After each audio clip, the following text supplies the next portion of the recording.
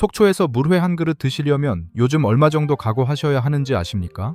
해산물 물회 한 그릇에 2만 원 중반, 전복이나 해삼 들어간 건 3만 원 가까이 합니다. 그런데 이 음식의 정체가 뭐냐면 어부들이 배 위에서 대충 한 끼 때우려고 만들어 먹던 겁니다. 횟감으로 팔기도 애매한 잡어에 된장 풀고 밥 말아서 후루룩 먹던 음식. 그게 물회의 시작입니다. 지금이야 물회 전문점에 가면 우럭, 연어까지 올라오고 육수도 특제 비법이라며 자랑하지만 원래 물회라는 건 그런 음식이 아니었습니다. 솔직히 말해서 팔 생각조차 없던 음식이었죠. 어선 위에서 갓 잡은 생선을 손질해서 썰고 거기에 그날 있는 양념 아무거나 넣고 바닷물이든 민물이든 물 부어서 밥이랑 섞어 먹는 겁니다. 조리법이랄 것도 없습니다. 그냥 빨리 먹고 다시 일하려고 만든 거니까요. 그런데 이 어부들의 급조 식사가 어떻게 속초를 대표하는 관광 음식이 됐을까요? 사실 물회는 속초만의 음식도 아니었습니다. 동해안 어촌이면 어디서든 비슷하게 먹던 방식이었죠. 포항에서도 먹었고 강릉에서도 먹었고 묵회서도 먹었습니다. 그런데 유독 속초가 물회의 본고장처럼 자리 잡은 데는 이유가 있습니다.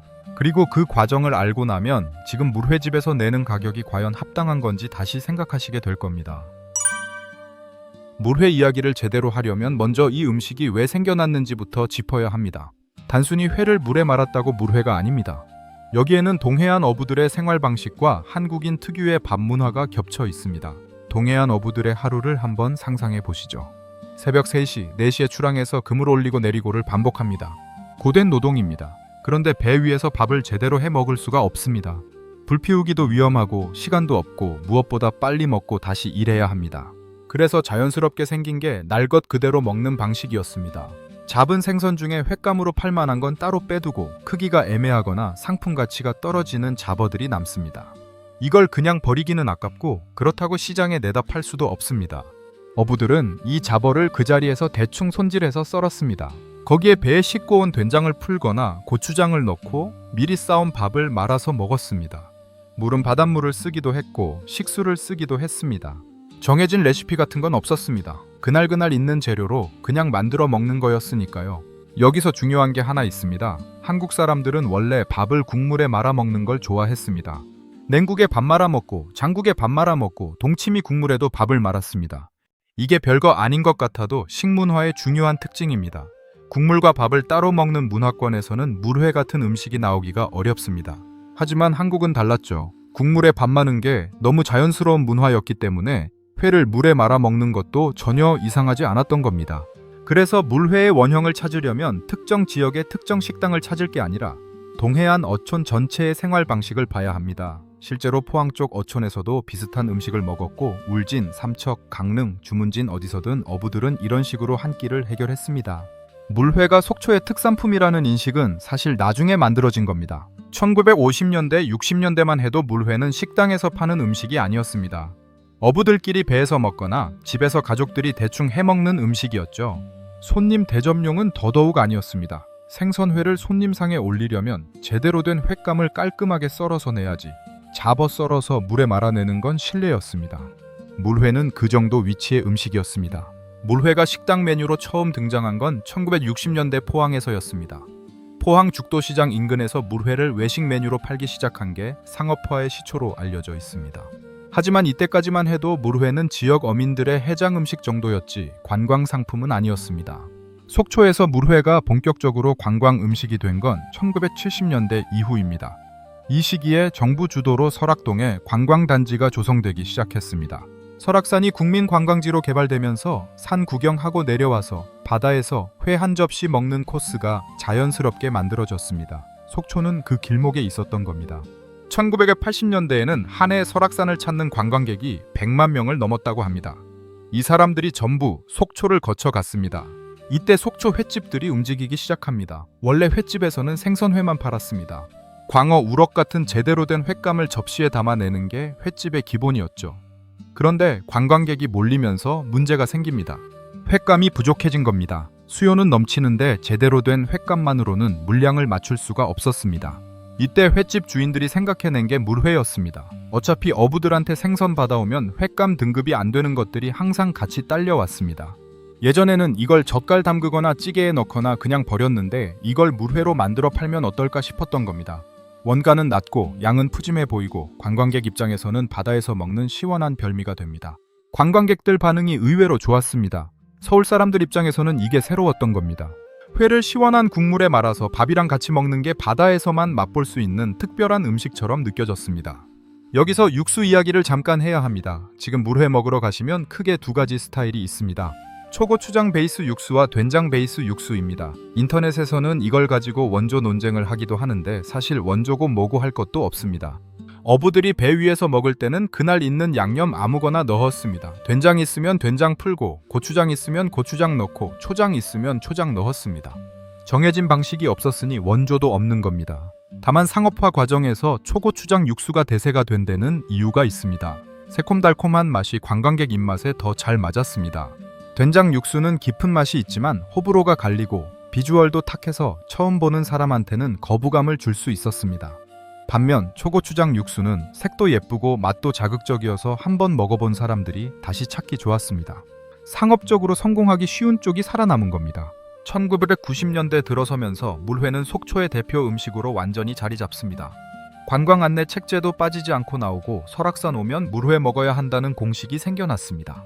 그리고 이때부터 물회 전문점이 생기기 시작합니다. 횟집 사이드 메뉴가 아니라 물회만 파는 가게들이요. 여기서 가격도 슬슬 올라가기 시작했습니다.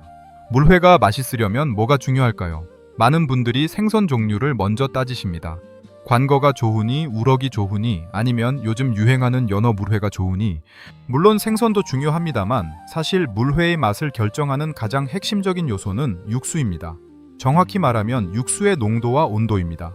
물회 육수가 너무 묽으면 맛이 밋밋해집니다. 반대로 너무 진하면 생선 맛을 덮어버립니다. 이 균형을 맞추는 게 물회 잘하는 집과 못하는 집의 차이입니다. 좋은 물회집은 육수에 배 갈아 넣은 것, 사과즙, 매실청 같은 걸로 단맛과 감칠맛을 조절합니다. 여기에 식초의 양을 딱 맞게 넣어야 새콤한데 시큼하지 않은 맛이 나옵니다. 이 비율이 흐트러지면 그냥 새콤달콤한 고추장 물에 회 담근 게 되어버립니다. 온도도 굉장히 중요합니다. 물회는 차가워야 맛있습니다. 그래서 얼음을 넣어서 내는데 여기서 문제가 생깁니다. 얼음이 녹으면 육수가 희석됩니다. 처음 먹을 때는 맛있었는데 먹다 보면 점점 싱거워지는 경험 해보신 적 있으실 겁니다. 그게 이것 때문입니다. 제대로 된 집에서는 이걸 감안해서 육수를 애초에 조금 진하게 만들어 놓습니다. 얼음 녹는 걸 계산해 넣는 거죠. 아니면 육수 자체를 얼려서 얼음 대신 넣는 집도 있습니다. 이러면 녹아도 물이 아니라 육수가 나오니까 맛이 유지됩니다. 이런 디테일이 좋은 물회집과 그냥 그런 집을 가릅니다. 생선 이야기로 넘어가면 물회에 들어가는 생선은 크게 세 가지로 나눕니다. 흰살 생선, 오징어류, 그리고 최근에 추가된 연어입니다. 전통적으로는 가자미가 가장 많이 쓰였습니다. 가자미는 동해안에서 워낙 흔하게 잡히는 생선이기도 하고 살이 담백해서 물회 육수와 잘 어울렸습니다. 지금도 가자미 물회를 원조로 치는 집들이 많습니다. 오징어 물회는 약간 결이 다릅니다. 오징어는 씹는 맛이 있습니다. 회로 먹으면 쫄깃한 식감이 살아있는데 이게 물회 육수의 새콤달콤한 맛과 만나면 또 다른 매력이 있습니다. 가자미 물회가 담백하고 깔끔한 맛이라면 오징어 물회는 좀 더 씹는 재미가 있는 맛이라고 보시면 됩니다. 요즘 연어 물회 파는 집도 늘었는데 이건 전통하고는 거리가 있습니다.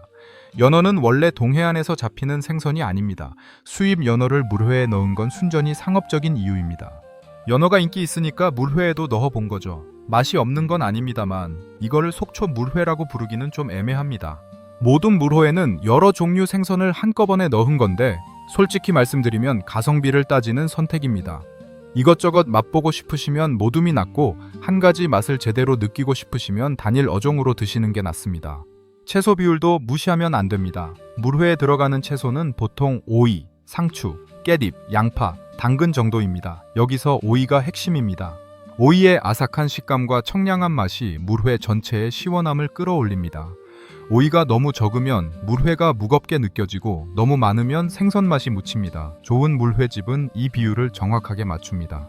그럼 제대로 된 물회집은 어떻게 고를 수 있을까요? 몇 가지 기준이 있습니다. 첫째, 육수를 따로 내오는 집이 좋습니다.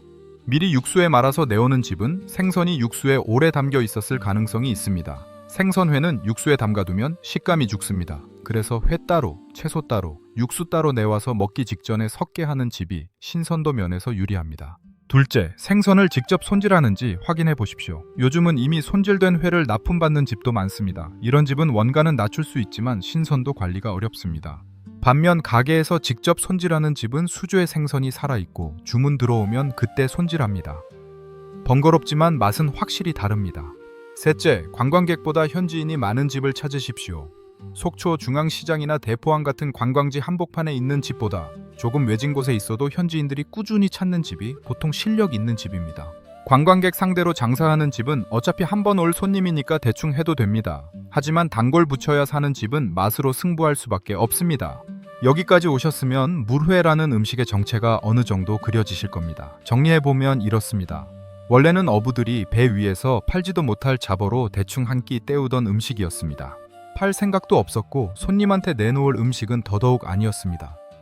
그런데 1970년대 설악산 관광 개발과 함께 속초가 관광지로 뜨면서 횟집들이 이걸 메뉴화했습니다. 원가 낮고 양푸짐해 보이고 관광객한테 별미로 팔기 딱 좋았으니까요.